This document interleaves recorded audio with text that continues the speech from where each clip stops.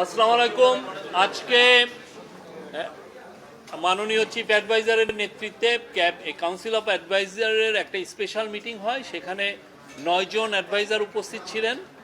মিটিংয়ে অনেকগুলো important decision হয়েছে, তো তার উপরে আলোকপাত করছেন আমাদের cultural adviser Mostofa Sarwar Farooki. Thank you Shafiq ভাই। আজকে আসলে আমাদের আলোচনার মূল বিষয়টা ছিল, আপনারা জানেন যে জুলাই আসছে সামনে। জুলাই কমেমোরেশনে আমরা কি কাজ করতে পারি সেটা নিয়ে আলোচনা হয়েছে। সো অনেকগুলো পরিকল্পনা নিয়ে কাজ চলছে। প্রেস উইং সামনে দ্রুত আপনাদেরকে একটা মিটিংয়ে ডাকবে, ডেকে ডিটেল প্রোগ্রাম জানাবে। তবে আজকে আমরা এইটুকু প্রাথমিকভাবে বলতে পারি যে 5 তারিখ থেকে টার্গেট করে, মানে 5ই আগস্ট যেরকম, আপনারা যদি জুলাইয়ের 14 তারিখ থেকে একটু কথা না বলি ভাই। ওকে,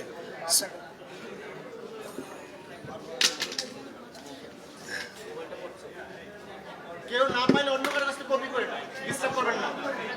ওকে, নো প্রবলেম। সো জুলাইয়ের প্লিজ হ্যালো। জুলাইয়ের 1 তারিখ থেকে আমাদের কর্মসূচি শুরু হবে, কিন্তু মূল ইভেন্ট কিক অফ হবে জুলাইয়ের 14 তারিখ থেকে এবং এটা চলবে 5 আগস্ট পর্যন্ত। এবং আমাদের এই কর্মসূচির মূল উদ্দেশ্যটা হচ্ছে জুলাইতে যেরকম পুরো বাংলাদেশ এক হয়েছিল, আবার সেই অনুভূতিটাকে ফিরিয়ে আনা। সেই অনুভূতিটা আমাদের মধ্যে আছে, জাস্ট রিইনফোর্স করা সেটাকে। এবং এটার জন্য বেশ কিছু কর্মসূচি নিয়ে কাজ চলছে। এটার ডিক্লারেশনটা হবে সম্ভবত সোমবারে, রাইট? সোমবারে প্রেস উইং আপনাদের সঙ্গে যোগাযোগ করবে এবং আপনাদের মাধ্যমে সারা দেশের মানুষকে জানানো হবে। আপাতত আমার বলবার এইটুকুই আছে। এবং 5ই আগস্ট একটা ছুটি ঘোষণা করা হবে, সেটা হচ্ছে ছাত্র জনতার অভ্যুত্থান দিবস হিসাবে পালিত হবে। এটা এবছর থেকে প্রতি বছরই পালিত হবে। সো আপাতত আমার বলবার আছে এইটুকু, আর বাকি বিষয়ে শফিক ভাই আপনি অ্যাড করেন। আজকে আরও 5 আগস্ট, রাইট? ইয়েস। যে আজকে আরও দুইটা ইম্পর্টেন্ট মিটিং হয়েছে, বিষয়ে ডিসিশন হয়েছে। একটা হচ্ছে যে বেতার, বাংলাদেশ বেতার এবং বিটিভির স্বায়ত্তশাসন নিয়ে একটা কমিটি হয়েছে। সেই কমিটির নেতৃত্ব দিবেন সিআর আবরার। এই স্বায়ত্তশাসনটা কীভাবে দেওয়া যায় এবং সেই সাথে বাংলাদেশে ওনারা আরও কয়েকটা, ওনাদের টিওআরের মধ্যে আরও কয়েকটা বিষয় থাকবে। যে আগে আপনারা জানেন যে মিডিয়া কমিশনের রিপোর্টে এসছে যে আগে যখন টিভিগুলোর লাইসেন্স দেওয়া হয়েছে, অনেক ক্ষেত্রেই দেখা যাচ্ছে একটা পার্টির পলিটিক্যাল ইডিওলজিকে সার্ভ করার জন্য লাইসেন্সটা দেওয়া হয়েছে। তো এইগুলো লাইসেন্সগুলো কিভাবে দেওয়া হয়েছে এটা ওনারা ইনভেস্টিগেট করবেন। এবং অ্যাট দ্য সেম টাইম তারা সামনে আরও টিভি লাইসেন্স যদি দেওয়া হয় সেক্ষেত্রে কি নীতিমালা থাকবে এই দেওয়ার জন্য, সেগুলো ওনারা ফর্মুলেট করবেন। এটা একটা বিষয়। আর একটা হচ্ছে, আপনারা জানেন জুলাই প্রোক্লেমেশন ছাত্র জনতার একটা দাবি। তো জুলাই প্রোক্লেমেশনটা যাতে খুব মানে 5ই আগস্টের আগে এটা দেওয়া যায়, সেই জন্য একটা কমিটি করা হয়েছে। এই কমিটির নেতৃত্ব দিবেন হচ্ছে ডক্টর ওয়াহিদুদ্দিন মাহমুদ, আমাদের প্ল্যানিং অ্যাডভাইজার। সেখানে আরও কয়েকজন অ্যাডভাইজার থাকবেন।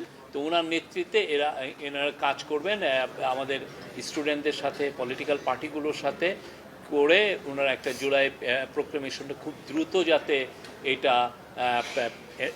তৈরি করা যায় সেই জন্য ওনারা কাজ করবেন।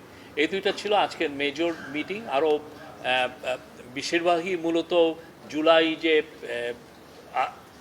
গত বছরে যে জুলাই গণ অভ্যুত্থানে কী হয়েছে, এটা কিভাবে রিক্রিয়েট করা যায়, কীভাবে আবার সেই উনি যেটা বললেন সেগুলো নিয়ে মিটিং হচ্ছে। প্রায় 2 ঘন্টার মিটিং, সেখানে 9 জন অ্যাডভাইজার ছিলেন।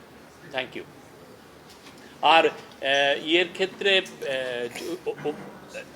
রেডিও টিভি স্বায়ত্তশাসনের এই কমিটি লিড করবেন ডক্টর সিআর আবরার। শফিক ভাই, যে 1 জুলাই থেকে 5 আগস্ট পর্যন্ত যে আয়োজন, সেটা কোনো নাম দিয়েছেন কিনা? মানে এটা এগুলো আপনারা যথাসময়ে সোমবারে আমরা টিভি স্টেশন, বিভিন্ন পত্রিকার বড় বড় যারা আছেন তাদেরকে আমরা ডাকবো, তাদের সাথে কথা বলবো। সেখানে আমরা প্রাইমারি একটা ধারণা দিব আমরা কি করছি। আমাদের তো প্রোক্লেমেশনের যেটা ডেডলাইন এটা নিয়ে কাজ হচ্ছে, বাট আমরা চাচ্ছি যে খুব অতি সত্বর এটা তৈরি হবে।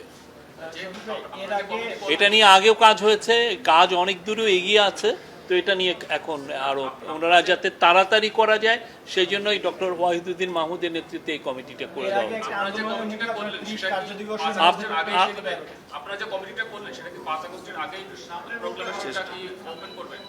আমরা আশা করছি যে এটা অতি সত্বর জুলাই প্রোক্লেমেশনটা তৈরি হবে এবং আপনারা এই বিষয়ে পুরোপুরি জানতে পারবেন। প্রোক্লেমেশনের ব্যাপারে এর আগেও 30 আপনার পরিচয়টা দেন। আমি দৈনিক রূপালী বাংলাদেশের জি। কাজ করি। এর আগেও আপনি নামটা বলেন। মুস্তাফিজান হ্যাঁ। 30 কার্যদিবসের একটা সময় নির্ধারণ করে দিয়েছিলেন, যেটা পার হয়ে গেছে। প্রোক্লেমেশনটা আসলে দেরি হওয়ার কারণটা কি? এখন আপনারা ডেডলাইনটা বলতে পারছেন না। না, প্রোক্লেমেশন একদম যে দেরি হচ্ছে তা না, আমরা চাচ্ছি যে এটা ফার্স্ট অ্যানিভার্সারি অফ জুলাইয়ের যে গণঅভ্যুত্থানের ফার্স্ট অ্যানিভার্সারি আগে যাতে এটা আমরা তৈরি করতে পারি এবং আমরা সেই লক্ষ্যে কাজ করছি। রাজনৈতিক দলগুলোর সাথে কি আপনাদের এই বিষয়ে ঐক্যমত্য এগিয়েছে নাকি আগের অবস্থা? সেই জন্যই ডক্টর ওয়াহিদুদ্দিন মাহমুদের নেতৃত্বে একটা কমিটি করে দেওয়া হয়েছে।